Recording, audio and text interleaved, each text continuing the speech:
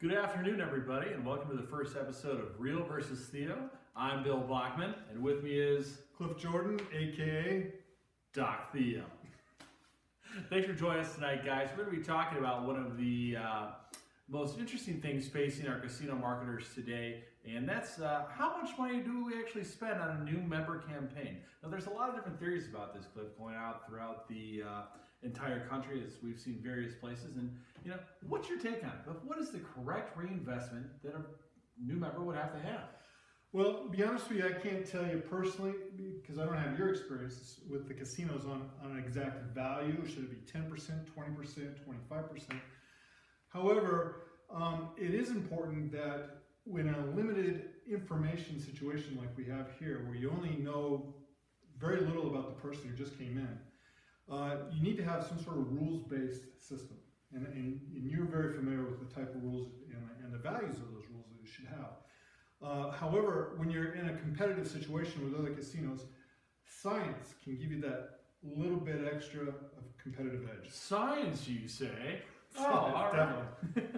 So, in speaking to the rules that are associated to a new members campaign, the first thing I like to train all of our casinos that we work with on is doing a competitive analysis. So many casinos out there that don't do competitive analysis around the surrounding casinos and identify, hey, this is what casino A is doing across the street. So does that mean that I have to have a $30 reinvestment for my new member versus the guy next door that's only giving $5? Am I a new casino? Am I an old casino? And that's what we kind of wanted to talk about today, some of the do's and don'ts that make up a good new member program for you guys. And we'll also be looking for comments additionally below. So let's talk about the reinvestment logic of a new member. It's somebody that only has 1 day of play. We don't have a lot of information on them. How do we make the right choice, Cliff? What is that right number? What's the, is it $10, $5 for an email address, $5 for an address?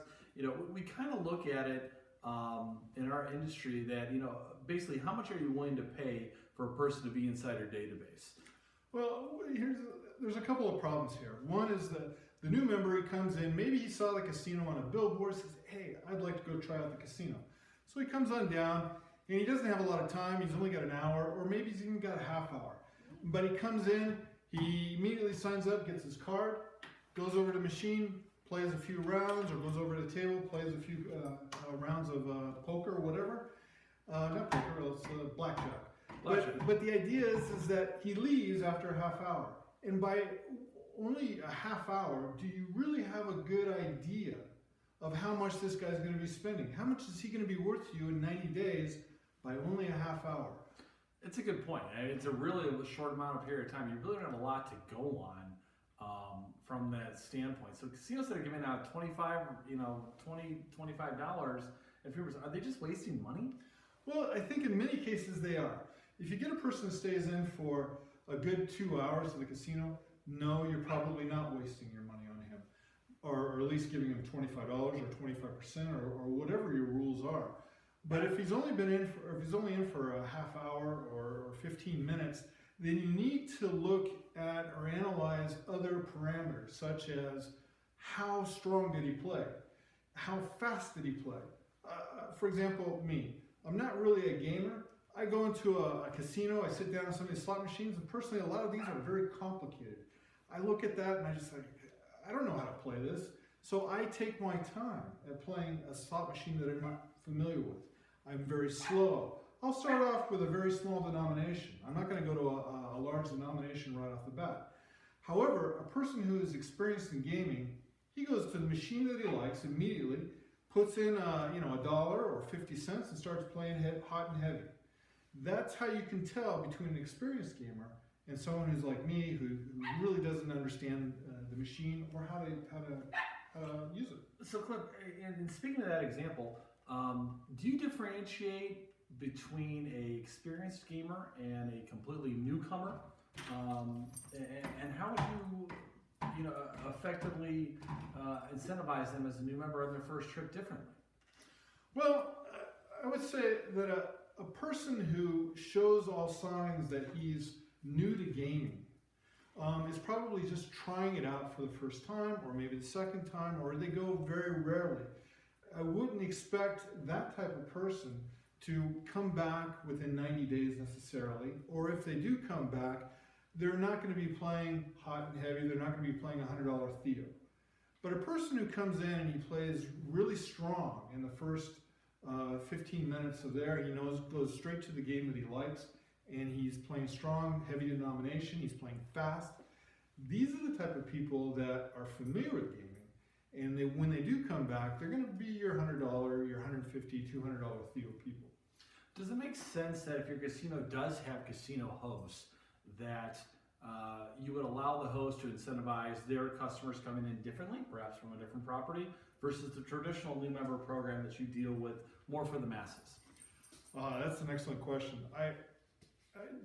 That's an excellent question. I would assume that the best response to that is that, yeah, if a host already has a history with a particular client and knows how much that client games at the other casinos, then yeah, when you bring them in, incentivize him well.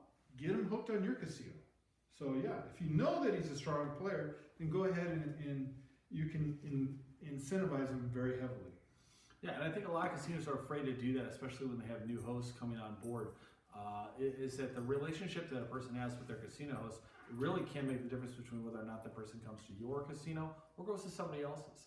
So don't be afraid to create specialized incentives for players that are completely hosted or at that host type of level from a previous casino. Now, Cliff, speaking about other casinos, what's your take on card matching versus I'm a brand new casino, my competitor across the street has 4 different tier levels. Do we, he brings his platinum card over. Do we match that instantaneously for him, or is that something, or him or her? What's your take on that situation? Because it's very popular right now. Yeah, no, it's a good way to help cement their loyalty, but I think that depends on the actual gamer. For example, if a person is at the platinum level at one casino, at your competitor's casino, he's going to come into your casino. One of the reasons he's coming to your casino is because he can't progress at the competitor casino anymore. You see what I'm saying? So he's already at the top of his game. He wants to go ahead and get the platinum and get all the benefits with the platinum at your casino. So now he's got 2 casinos at which he can do it. If you just give him the platinum, you're giving him something that he wants immediately, and now you're actually making it easier for him just to go back to the other casino. Versus if you make him earn it, now he's got to come in and build it up, and he's giving you revenue as he tries to earn that platinum. Yeah, and I understand that, but if you have a guy that has a $50,000 credit line coming in the front door, are you going to insult him by giving you your bottom level card? Or are you going to bump him up straight to the one where he belongs at? That's a good point. Maybe a good compromise here is not to give him the platinum, but give him somewhere in the middle. Okay. And then make sure he can earn exactly what he's supposed to. You can do that, and you might back it up with good marketing offers that would be maybe at the platinum level to try to boost him to come to your casino, but not give him the platinum level quite yet. Okay, that sounds reasonable as well. I think another variation that we typically do on the more of the rules-based side of stuff is that if we extend the card level of the highest level, it's good for 3 months, and as long as you play like you normally do and you play up to that tier level, we'll be more than happy to let you keep that for the remainder of the year. That's good. Yeah, if you give your players goals or you give them rules and tell them exactly what's expected of them, a lot of times they'll live up to it. Why? Because they want that level. They want the benefits. What do you think the strongest incentivizer for a new member is? Is it something that's right off the bat? Is it $10 in their free play in their hand right away? Is it a bounce back offer? Is it an earn and get type of thing? Is it a t-shirt? Can it be as simple as a t-shirt? What is the magic sauce? Well, to be honest with you, I don't know what the magic sauce is, but I can tell you this, it's going to be different for every person. And it's hard to say, even after the first visit, to tell which of those he would like the best. What would be really cool is if you could actually give him a choice, or him or her a choice. It doesn't sound bad at all. Yeah, say, hey, thank you for coming to our casino, and if it popped up on the screen on the slot machine, or if the pit boss came by and says, thank you for visiting our casino, here's a choice. Yeah, I don't think enough casinos do that at all, Cliff, is that the A/B testing that occurs can be so beneficial. right? Between, giving a person $10 in free play versus a free t-shirt or a free coffee mug or a free hat, because you really don't know when you first meet these people for the first time as a new member, what is really going to incentivize them to want to play more. Well, A/B testing is great, but what's even better is just give the person the options to choose whatever they want, and then you immediately know their preferences. That's an excellent point. So we agree that choices are always good for customers. We agree that, identifying a person. What about clustering? I've heard clustering is supposed to be pretty interesting amongst the new members, and I'm trying to accurately identify what the true worth of that customer is from just merely signing up. All right, you're getting into my zone, science. Let me tell you about what clustering is all about. And there's a lot of things that you can use with clustering to help you get an understanding of your customers. Let's start off by talking about external data. Okay. So for example, when he comes in, he signs up, to get his loyalty card, he's giving you his address, right? He's giving his name and his address. Well, with that name and address, you can look him up in many different databases that can be made available to you through such external data providers such as TransUnion, Experian, Axiom was another. Yeah, is another one. So, and you can look up all sorts of good information about them. I would say a couple of key things that you're going to want to focus on is their home value. What is their home value? And that's one of the fields you can get. You can get also what is the average value of the homes in their neighborhood. Okay. You can also get an understanding of what level or how much of the securities that this person may have. So these type of financial informations will help you understand what I call potential, their potential to spend. So let me pause you for a second here, because you mentioned home value. Now, I think of myself and I think of my next door neighbor, and we have nothing in common, right? So is there a fault to clustering and looking at that type of personality behaviors for gamblers versus non-gamers? I mean, should we really incentivize somebody just because they live next door and the guy next door or the girl next door was gambling a lot? Does that make sense? No, that makes sense. No, and you're right. You should not cluster just on that alone. There's a number of different variables that you'd want to use, but what I would use is that is one of many variables, such as, like we discussed earlier, what is their rate of play? How, what is their denomination that they're using? How fast did they spend their money? What games did they play? And there you go. You can tell a lot by a person's personality just by whether he chooses, the Lucky Sevens or if he chooses, the Britney Spears machine. Excuse me. Who doesn't like the Britney Spears machine? So you get the idea that you can tell a lot about a person just by how he plays and what he plays. Is it like table games, blackjack, or pai gow, or any of the many number of games. So use all this information to cluster them. In addition, use the home value. Another is how far are they away from the casino? Okay, let's talk about that for a second. So, let's assume that we already have the new member in there. They've signed up for the card. What's your take on differentiating the offer based upon the mileage associated to the casino for the person to drive? The further they go along, the higher the value. What's your thought on that? Yes. Obviously, if you give a person who lives 2 blocks away from the casino a $10 offer, it's really easy for them to get off their tush and get into the casino and cash it. Versus you give someone who lives 40 minutes away from the casino a $10 offer, they're just going to laugh in your face. It's not even going to be worth their time. Not worth the drive. However, if they both play the same ADT levels, are we kind of shooting ourselves in the foot by offering the higher level just because of proximity? Well, there is a thing called what I would call a gravity score. A person who lives closer to the casino is pulled in more by that casino. If a person is living in between your casino and several competitor casinos, he's going to be tempted to go to the competitor casinos based upon a lot of different variables, but one of those is just the distance. If he's really close to a competitor casino and he's farther, 5 times farther away to your casino, you may have to incentivize him 2 or 3 times more than your competitor to get him into your casino. And this is, you can calculate this, I call it a gravity score. It's just based upon where you live with respect to the target casino, your casino, and the competitors. So I do believe, yes, depending on the gravity score, you're going to have to vary the amount of the offer. Speaking of offers, so we talked about giving money up front. Now, some casinos have decided that I don't want to give that money up front. I'm going to make them earn something before I give them something. What's your take on that? Is that really a new member promotion, or is that just, is that really good for the player for driving that incremental database acquisition? Something I like that we talked about just a few minutes ago is incentivizing via goal setting. Okay. Imagine that you got a new player that comes in.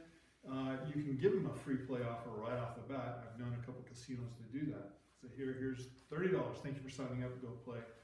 And you can do that, or you can say, well, hey, if you play 30 minutes, you can get $30.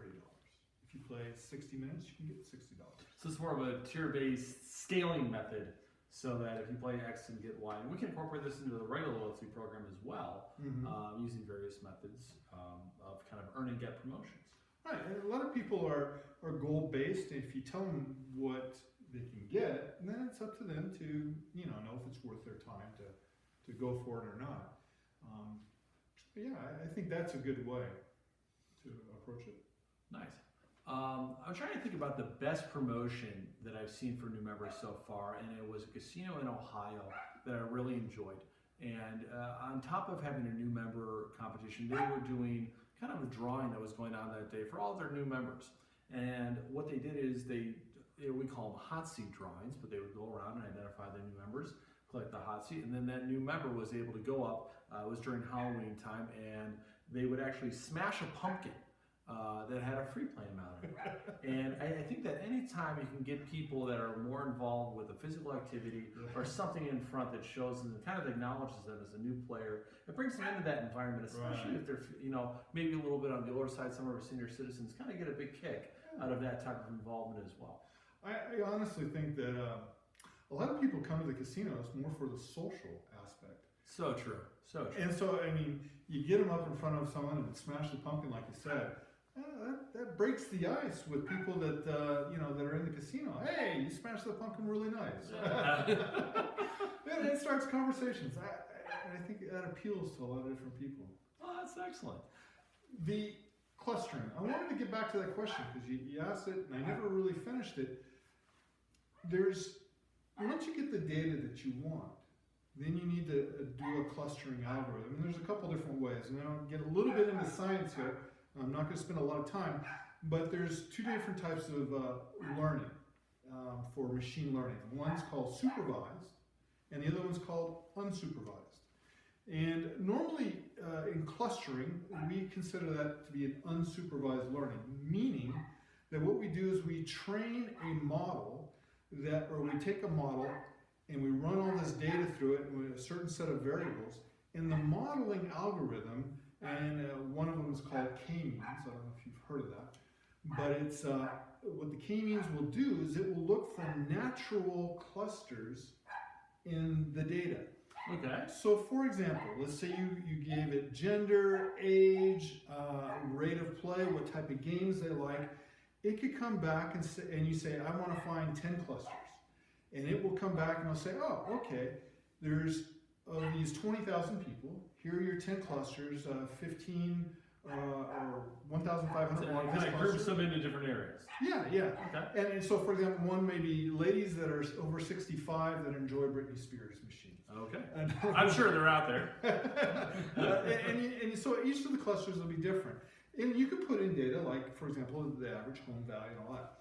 One of the problems with unsupervised learning is you can't really say,